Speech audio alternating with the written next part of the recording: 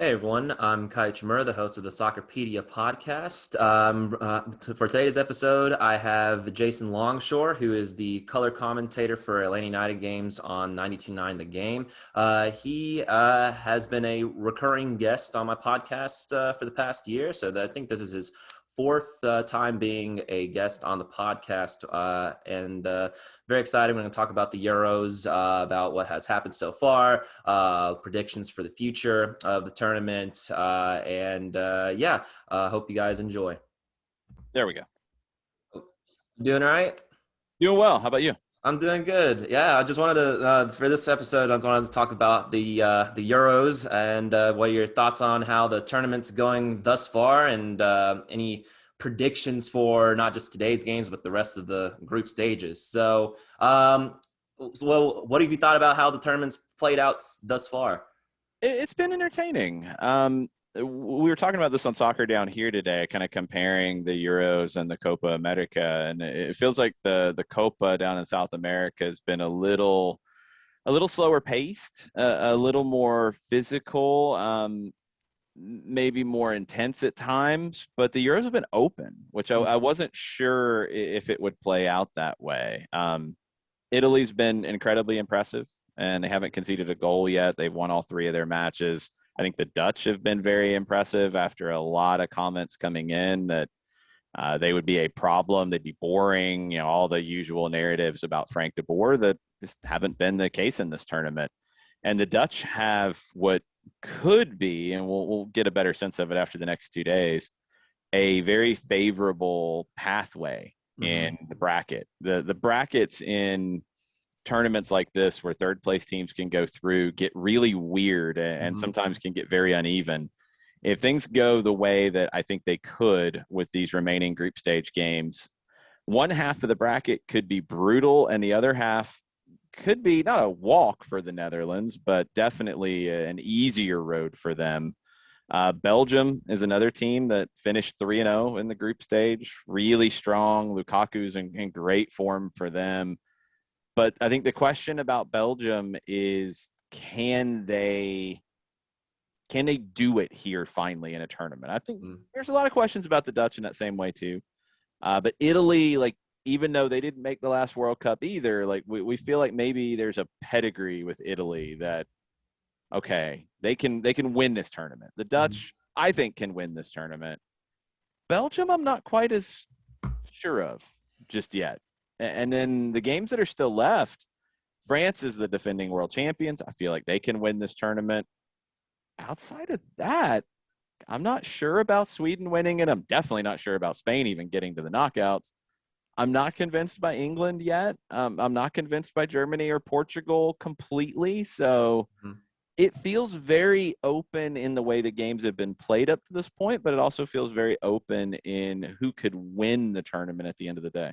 Yeah, it's so when you mention especially Portugal, they're the defending Euro champions, and it did not help that they are in the so-called group of death. I think Portugal plays France tomorrow, and yeah, I'm of course being half Finnish. I'm hoping that Finland can make that scrape by. They need like every single thing to mathematically go their way. They're not out, but there's so many things that they need to hope happens. I was also, even though they were in the same group as Finland, I was pretty pleased and happy after all the tragic things that happened a week ago in the Denmark-Finland game, that we're happy that Christian Eriksen is discharged from the hospital, and very happy that Denmark, if they had to be any team, Denmark happy that they made it to the next round.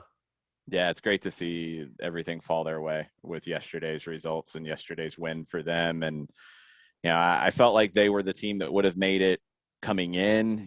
We had no way to know what would happen in that first match, and everything that it was one of the scariest things I've ever seen in a match. And the incredible response from the Danish fans and the Finnish fans. And, it was such a weird day all the way around. We don't know, and we probably won't know for a while, what Christian Eriksen's future is in the game. Just happy that he's been discharged, happy that, he's okay right now. Yeah. And we'll see what can happen down the road for him. But Mm-hmm. Denmark getting a chance to continue to play in the tournament, I'm really happy they get that opportunity. Oh yeah, and it's even for Christian Eriksen, if he decides to just call it a day, no, I don't think anybody's gonna No. blame him. And he's already been a professional for a long time. He's pretty financially secure if he decided to call it a day. Um, why what went wrong for Turkey this tournament? They were touted as a dark horse entering it, and then they just yeah, they just were pretty disappointing. Yeah, I mean, the Italy game, all right, we can chalk it up. Game one, it's in Italy. It opens the tournament. Italy's really good. Fine. The loss to Wales was shocking. The 3-1 to Switzerland in the final game was shocking. I mean, conceding 8 and only scoring 1. Mm-hmm. One thing about this tournament that it is a little difficult to draw big conclusions from. It is on the heels of a year like no other that Mm-hmm. we've seen in European football. And you had a lot of players, and you're seeing it with players on teams that are advancing who are just dead tired. I Mm-hmm. mean, just to be real about it, as I went through and started looking at some of these key players on some teams, you've got guys who played 50 games Mm-hmm. in the club game, not even getting into national team games over the last year.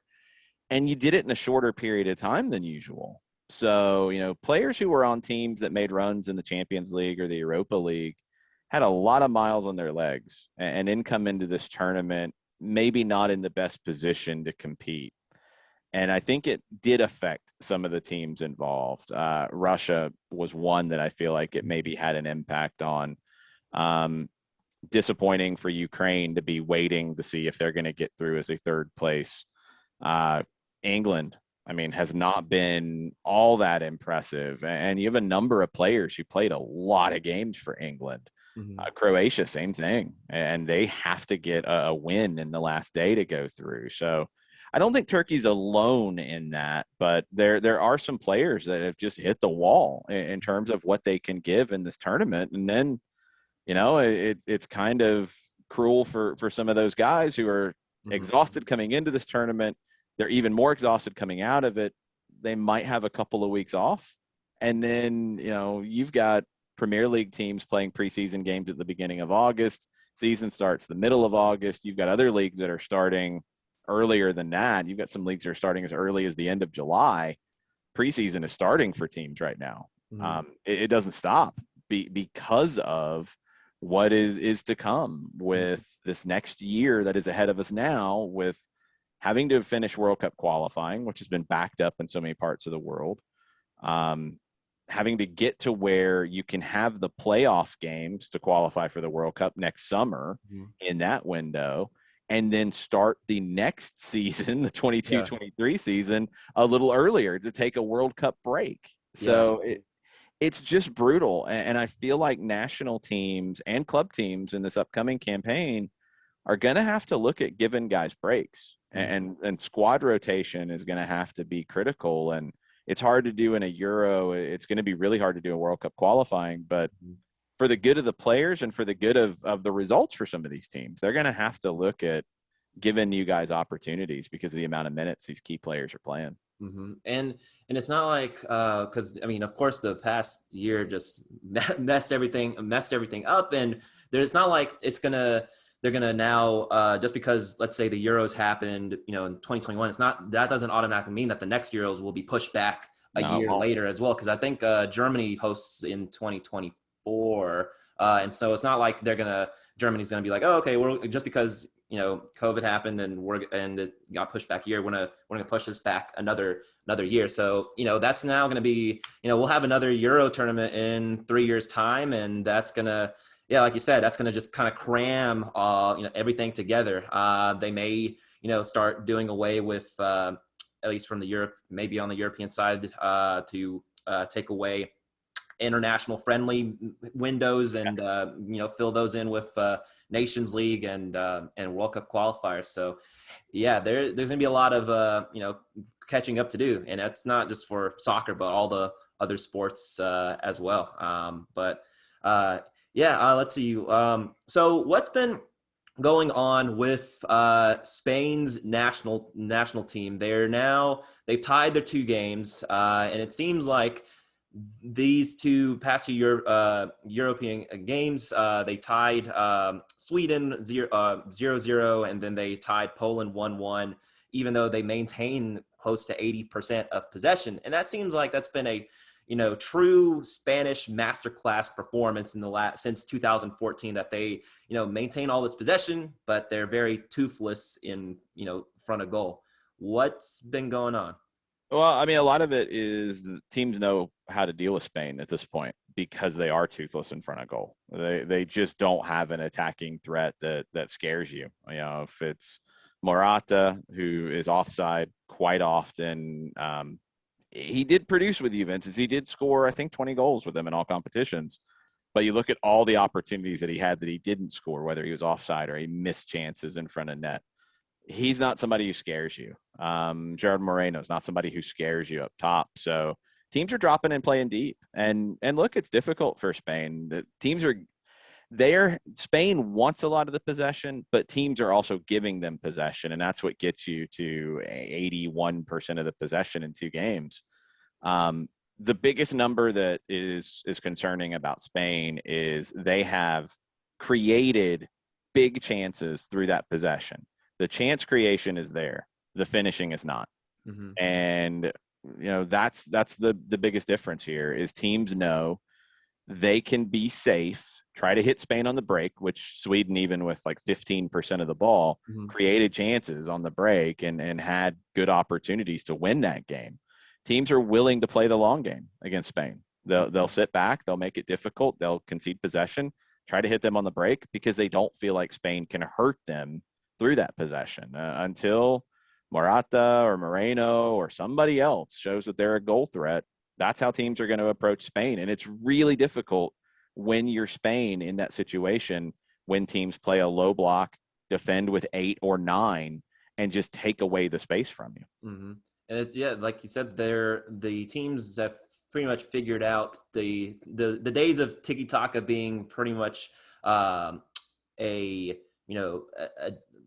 the end all be all. It seems like teams have figured it out. They're like, okay, we're never gonna outclass the Spanish as far as the technical ability, but that's okay. We'll give that up and look for the counter, because I think Sweden Spain game, it was that I think it was this first 0-0 game in the tournament, and then England Scotland was the other one, and it just seemed like there was like vast differences in those 2 games, even though no goals were scored. And with Spain created some attacks in the Sweden game that was threatening. Robin Olsen had a good game. But one could argue that the 2 or 3 chances that Sweden had, that was even on par or even better than Spain's chances. I think Ishak, who Sweden's striker, had an excellent game, even though he only had maybe like 20 total touches on the ball. He had a good cross to Marcus Berg, who just couldn't finish it. So I think Spain can consider themselves a bit fortunate that they didn't even lose to Sweden.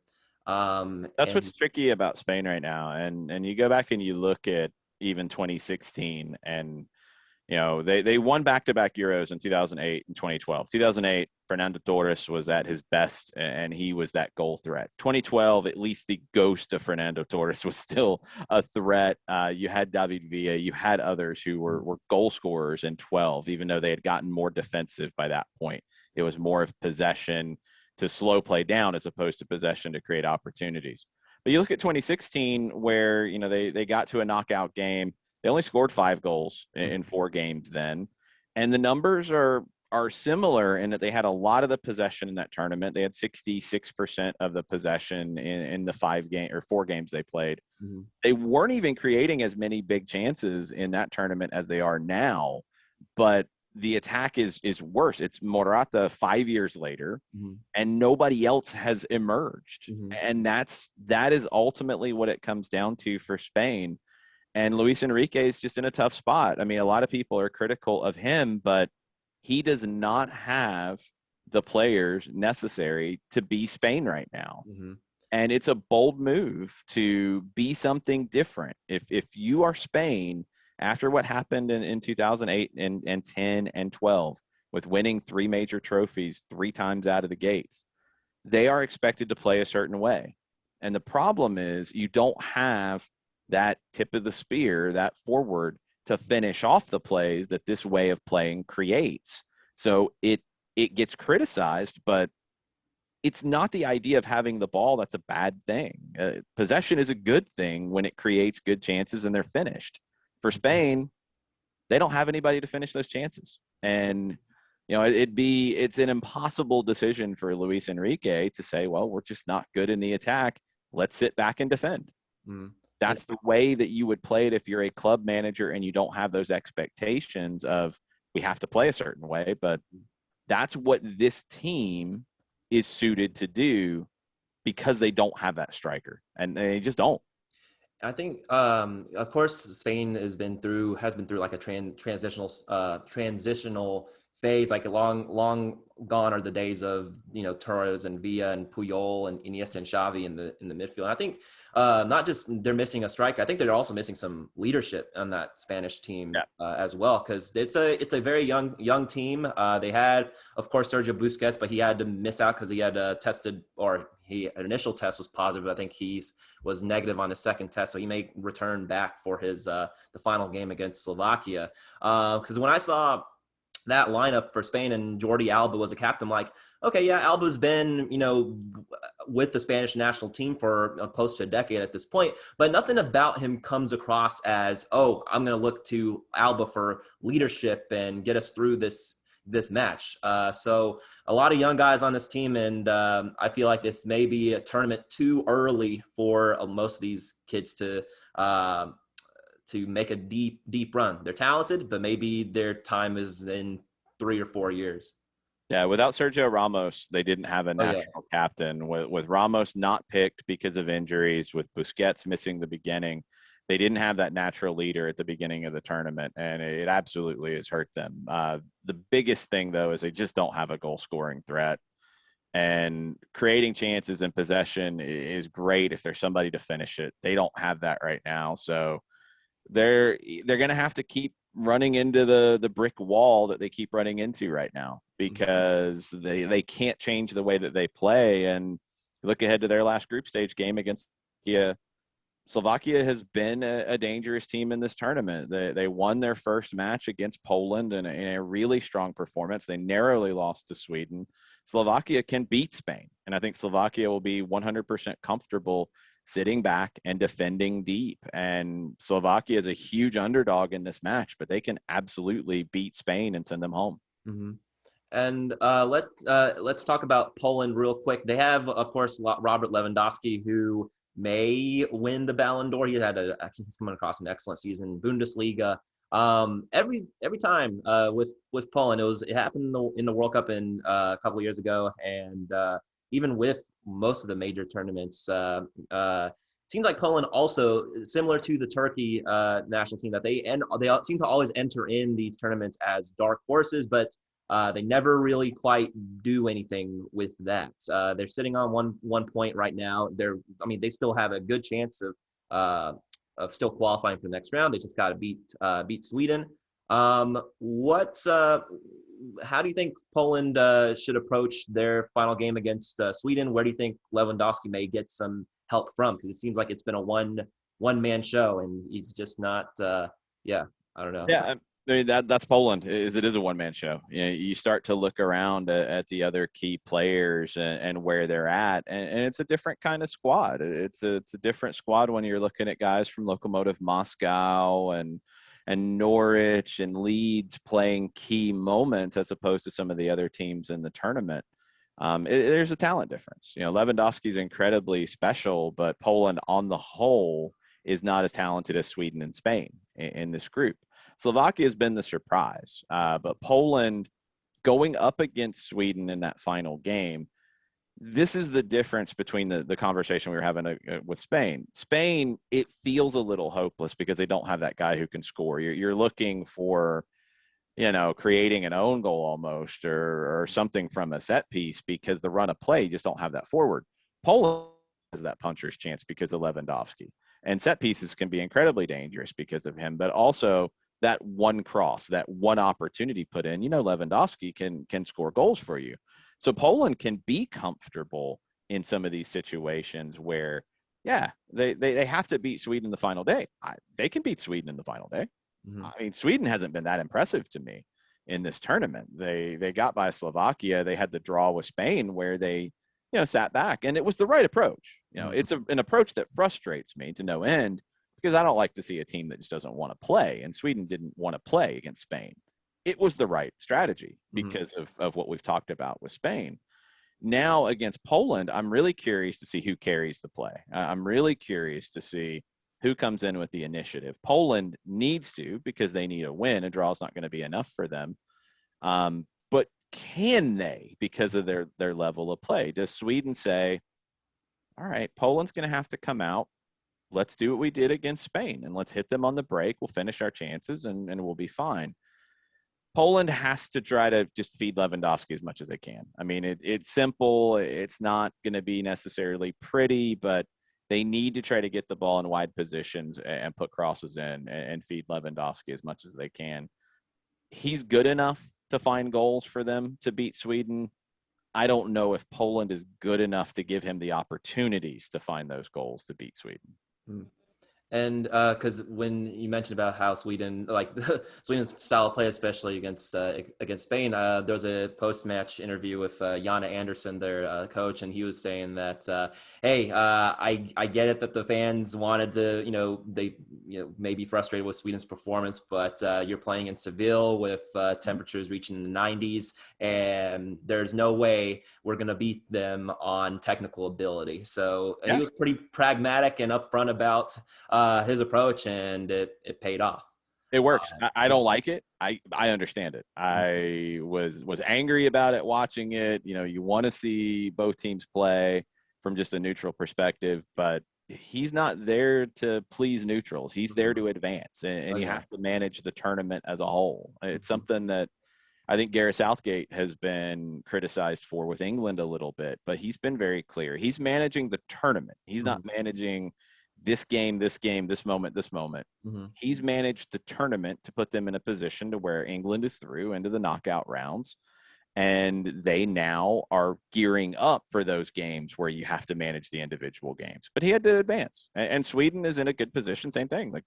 Sweden will advance because of that pragmatic approach. It's not fun always, but it can get you through. It can get you moving forward in tournaments. Yeah, let's talk about England's group real quick. They're tied on 4 points with Czech Republic, and I would assume that England's a favorite to win. If someone's going to win, it's going to be England. But Czech Republic's not going to sit back and allow it to happen. They're a talented side. They have plenty of young talent. You have Patrick Schick, who scored that worldly goal against Scotland, and you have Tomas Souček in the midfield as well. So they'll be a tricky. I think Czech Republic in the past has been kind of England's bogey team, and so England will have to put up a good fight to put off the Czech Republic. Why do you think that Jack Grealish should be starting for England, or Jadon Sancho should be getting some minutes? That's been somewhat of a criticism for Gareth Southgate. Grealish should be an automatic for me. I'm with Jose Mourinho on this one. He said it before the tournament that Jack Grealish would be an automatic starter for him. He's a special talent. Sancho's a different conversation, but Grealish, to me, I'm building a team around a player with that kind of talent. He's got that Paul Gascoigne kind of wild card element to him. He's not always an easy player to fit in tactically. I don't care. He's got an ability that you just don't find many players in the world who have it. So I'm going to get my team set up to get the best out of my most talented raw player. And in my opinion, that's Grealish. How you structure it, to do that, do you play 4-3-1-2 and put Grealish in that free role centrally and let him go find the game? Do you play him as a second forward where he can be that free guy? That's up to Gareth Southgate, but I think you've got to get your talented guys on the field and give them the opportunities to win games. Grealish would be that for me. I think Harry Kane needs more support. Harry Kane, people are criticizing Harry Kane. He could be another one who's tired after a long season, and he's got a lot on his mind with a potential move from Tottenham. But Harry Kane isn't being fed. Yeah. He's not getting the opportunities to score goals. He's not getting played into dangerous spots. I think Jack Grealish should be somebody who could help do that.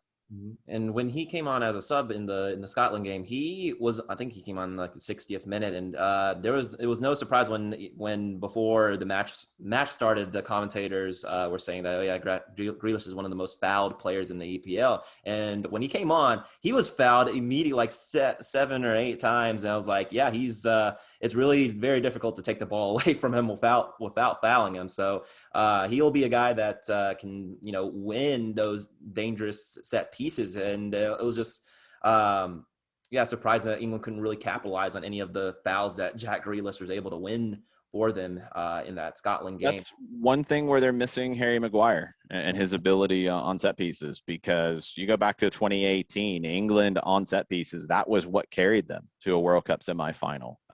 They were good in the run of play. I mean, I don't want to diminish them and say they're not a good team and they're only able to get through on set pieces. But when you have the ability of a Grealish to win set pieces in dangerous spots, and you have the players who are good in the air on set pieces, like a Harry Maguire, although not in this tournament, you do have other guys who can get forward and be dangerous on those. That's a weapon. Mm-hmm. And Grealish is a weapon to earn those opportunities, and he needs to be on the field. He would be an automatic for me. No question. He would be in my starting lineup every time. Mm-hmm. Let's talk about Croatia real quick. They seem to be kind of like a quiet disappointment to the tournament thus far. I mean, of course, they still have to play Scotland later today. They're on 1 point with Scotland, and both teams know that if they tie, both of them, they're going to be out. So they're going to have to look for someone's going to have to win. Otherwise, both teams are going to go home. What's been kind of on the Croatia seems like they've been on the slight decline since the 2018 World Cup final. Of course, they don't have Mario Mandzukic anymore, and no Ivan Rakitic. But it's not like Croatia is lacking in talent. What do you think's kind of been Croatia's MO these past in this Euro thus far that's been kind of dragging them? They're a little older.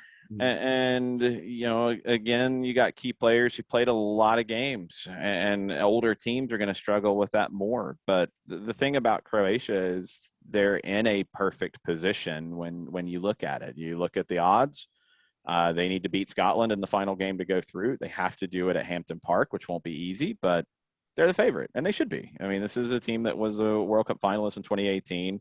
Luka Modric has been very good. 35 years old, played a lot, but he's been very good. You've got guys who made a lot runs with Chelsea. You've got guys who made runs with Atleti in this team, and I think it is a little bit of that same idea of managing the tournament as a whole. They had to be a little cagey against England, who was also cagey in game one. The draw with the Czech Republic is disappointing, but I think that's a big credit to the Czech Republic, who have been the pleasant surprise out of this group. In some ways, along with Scotland. I mean, Scotland is a team that on paper is not at the same level as the other three. But they're in that position too. And they win today. They beat Croatia, and they're at Hampden Park. They go through, and it'd be the first time they ever go through into a knockout round. So I think Croatia and Scotland got what they wanted. They go into the final game. Scotland is the underdog, but they're at home. Croatia is the favorite. They're the better team. And they just have to win. Mm-hmm. So I think when you look at tournament football, sometimes you have to look at the big picture. And in this group, England is where they want to be. They're through. Now it's positioning. And when you look at the bracket, winning the group might not be as appealing in this group because of who you're matched up with. You win the group, you're matched up with the second place team from that group of death, which could be France, could be Portugal, could be Germany. None of those are appealing matchups. Might be a little bit better to be the second place team. Third place, when you're talking Croatia and Scotland, and things could shake out differently depending on results today. But it's being in that final game with an opportunity to win and go through.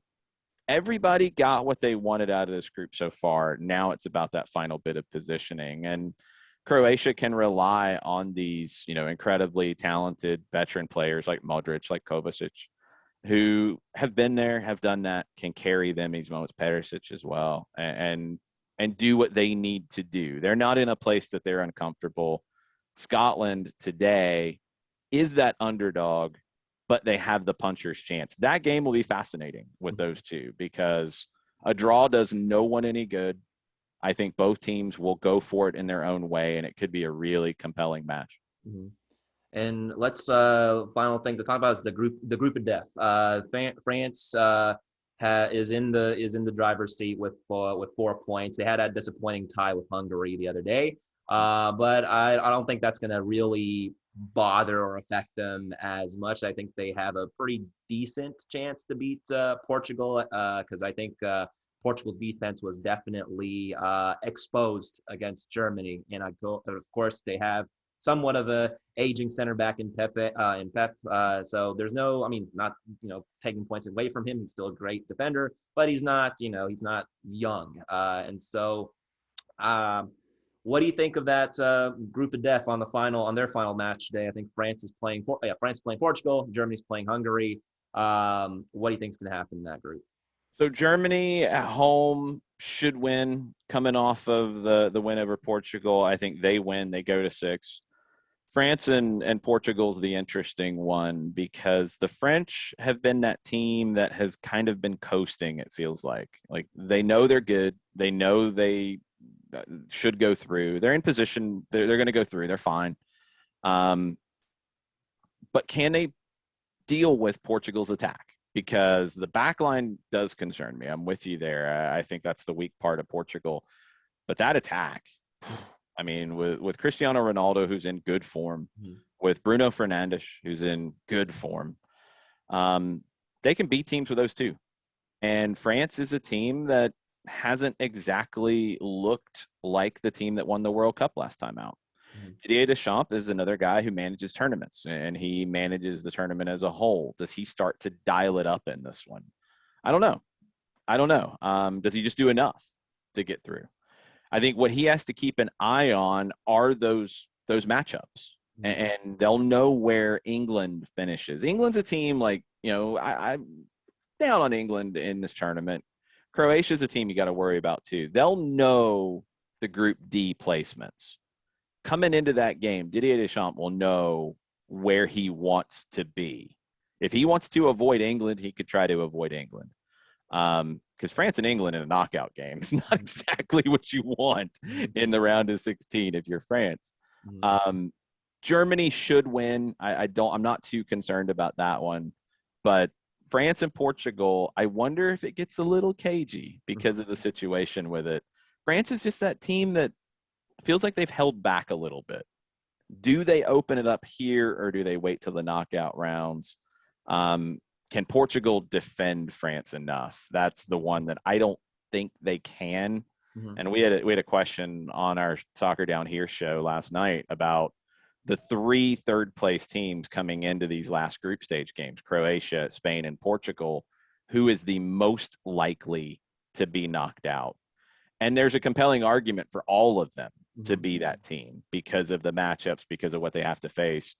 Portugal has the toughest matchup because of France, but they do have the best goal differential coming in. So, and those goals scored. So even if they lose narrowly, they should still be okay to go through. I think they've got the best cushion. Yeah. So it might not be pretty for them, but I do think they find a way in.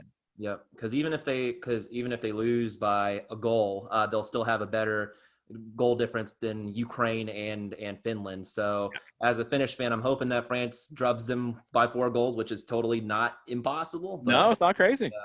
But yeah, I think I want to talk about just last thing before I have to go in a little bit. I know I've been with Belgium. I feel like this is I think one of the last chance for this golden generation to do something. Hazard had a pretty disappointing season at Real Madrid, and he seemed like he a positive, even though in that last game against Finland he was kind of criticized for not really creating much, but at least he seemed like he still wanted the ball and still is trying. I think in that Belgium Finland game, the Denmark Russia game. It's pretty crazy how all the the remaining teams with Russia, Denmark, and Finland all finished with 3 points. I think for a Danish side, they were very very unfortunate that Christian Eriksen's injury, cardiac arrest, and I think it was pretty, intense and kind of messed up that they still had to resume that game that same day. And I think if none of that happened, I'm pretty sure Finland probably would not have beaten Denmark in that game. Where do you see, how far do you think Denmark's going to go? They're going to play Wales in the next round. What do you think of their chances? Do you think they may ride on the coast of Christian Eriksen's kind of aura to advance farther? Yeah, that's a good way to put it. Like, I do think they'll have the emotion behind them, however far they can get. I think they'll have that emotion. This game will be in Amsterdam. I know there were some questions about quarantines and fans coming in from the two countries. I think it's somewhat difficult because of the protocols for Welsh fans to be on hand. I don't know if it's the same for Danish fans. I don't think it is. And I would assume this is going to be a very pro-Denmark crowd, even though they're not getting the benefit of being in Copenhagen as they have been. They can beat Wales. I think Denmark can beat Wales. Wales, good, but not great. I think Denmark is a better team, even without Christian Eriksen, but with that emotion of it. I don't know how much further they can go than that. I feel like the miracle run is probably going to come to a conclusion after that, because they'll likely be facing the Netherlands, which will be a really difficult matchup for anybody. But I just think Denmark, without Eriksen at that point, it'll catch up to them. You mentioned Belgium. I did want to talk about them a little bit because Kevin De Bruyne is maybe outside of your Messi, Ronaldo conversation. Neymar's in this mix. There's a couple others. Kevin De Bruyne is in that conversation to be the best player in the world right now. Oh, yeah. And he's just incredible. And with him and Lukaku in goal scoring form, that can be enough, along with a top goalkeeper like Thibaut Courtois, that can win you this tournament. Oh, yeah. What scares me about Belgium is their defense of pretty much 30 years old and up. And do the legs get really heavy as the tournament goes on? Do they have to get into shootouts to beat teams? But they've got the guys who can win you games. They've got a goalkeeper who can win you a tournament, and they've got two attacking talents that can win you a tournament. I'm just not convinced with some of the other teams around them that they can do that. And if it comes down to, again, looking at the bracket, could be a Belgium-Italy quarterfinal, I would go Italy. I think they're more complete. Where I want to talk briefly. What did you think of how Finland did this tournament? I didn't get a chance to watch a ton of Finland. I did watch the game with Denmark, obviously. And it's great to see, I love to see the plucky upstarts, I love to see the teams push through and be a little bit of a surprise. I've kept an eye on some of the Finnish players who are in MLS. It's been a player that I kind of expected to do more was Robin Lod. He really started to emerge with Minnesota. It took him a minute to get adjusted, but I think he really started to emerge last year with Minnesota, and he doesn't have that same influence in the national team. Glenn Kamara, excellent player. Yep. He is one that I think Watford is now keeping an eye on him, as well as a couple of Premier League teams. Even like with Finland, I think they were one of the teams that had like the least amount of possession throughout their group stages. That's 37%. Yeah, and but with Glenn Kamara, he has this style of play. He has this kind of nonchalant swagger about him. When he has the ball, he hardly ever loses it, and every single I don't know where to look up these statistics, but he probably has one of the most accurate passing accuracies in the tournament. Every single time he has had the ball, he will always find his teammate. So that'll be a player to keep an eye on. Yeah, he's been really good. I'm actually looking at 88% on his passing. He's been really good. He covers a ton of ground. The guy that I didn't know really anything about and saw him and was pretty impressed was Poyampalo, Oh yeah. the forward with Union Berlin, who's going back to Leverkusen. He's a guy who has got some game. Oh He yeah. he could be somebody to keep an eye on. He can get hot quickly. Like he has had a couple of hat tricks in the Bundesliga in his career, and he's one. I think he's even like I know people talk when people talk about Finland, they talk about them with Pukki, but I have one can argue that Pohjanpalo is a bit better than Pukki. Yeah, And he had a good tournament, and then Finland's goalkeeper Lukas Radecki had an yeah, outstanding tournament. amazing. So I would like. I mean, he plays for a good club in Bayer Leverkusen. I would love to see him in EPL if that's ever possible because he's good. He's got that game. He could make that jump, and that's what's always exciting about a tournament like this is you see players on smaller club teams and in smaller national teams who you might not be tracking as closely that show they can play on this kind of a stage. I think Paulo is one of those guys. Mm-hmm. All right, last thing. Who do you think's going to win the entire thing? Whew. We talked about this last night on our Soccer Over There show, and I always look at the road that they have to get through at this point. And, it's easy to say Italy because they've done this, or Netherlands because they've done this, or Belgium because of who they have. But the one half of the bracket with that Italy-Belgium matchup, that's two of the favorites who will play, barring upsets. They'll play in the quarterfinal.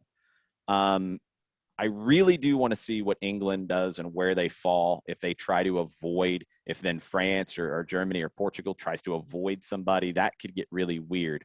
I think the Dutch have a great route to the final. They have a much easier route. If Italy goes, I mean, it could be a situation where Italy has to go through Belgium, France, and then the final. Mm-hmm. And Austria won't actually be easy for them either. Austria has been a difficult out. Italy's been the most impressive team. I think that road is going to be hard for them to deal with. I think it'll come out of the other side. I could see a team like France potentially coming in second in their group, but having an easier road to the final and doing it. It's hard to bet against France after what we know they can do. Mm-hmm. If Italy had an easier road, they would be my pick. Mm-hmm. But I think they're going to have a difficult road to get there. I think France might end up coming in second and in dealing with an easier road to get through. So I'm going to go with France. Okay. That could change by the time we get to the bracket, but today it's France. That's true. I was kind of in the same boat that I think France is going to win because they have a history of winning back-to-back tournaments as well. They won '98 World Cup and won Euro 2000, and now, but my heart, I'm hoping. I mean, even though they will very likely will knock out my Finnish side, I think this is going to be Belgium's best chance to win some silverware with this current crop because they're getting. I mean, this golden generation is getting a little bit older, so I'm kind of hoping that somebody new will win something, and so my pick's going to be Belgium this time. I could see it. I just don't know if they get by Italy in the quarterfinal. True. I think it's gonna be either Belgium, Italy, or France. One of those three teams will probably. It's gonna be fun when we get into these knockouts. It's been a fun tournament. It's gonna build up to a pretty big crescendo. All right.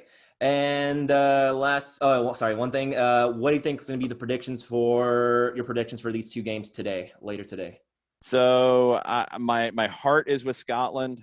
I would love to see them find a way. I do think they have the ability to do it. They've played well in their two games, even with only getting a point and no goals.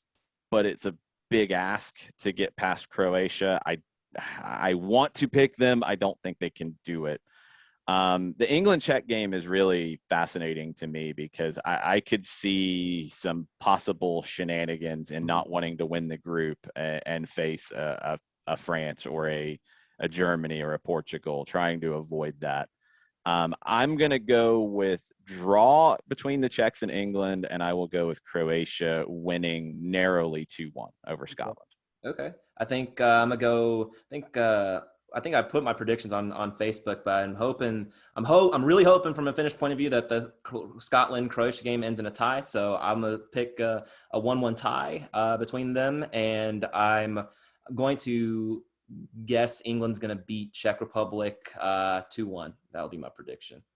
Okay. But yeah, thanks Jason for having the time again to come on the podcast, and yeah, hopefully we have a good the Euros to start out great, and hopefully it continues. So yeah, the knockouts are going to be a blast. We can't wait for it, and we'll talk again before we get into these European seasons. Definitely. I'll talk to you later. Have a good rest of the day. Thanks for having me on. Yeah, definitely.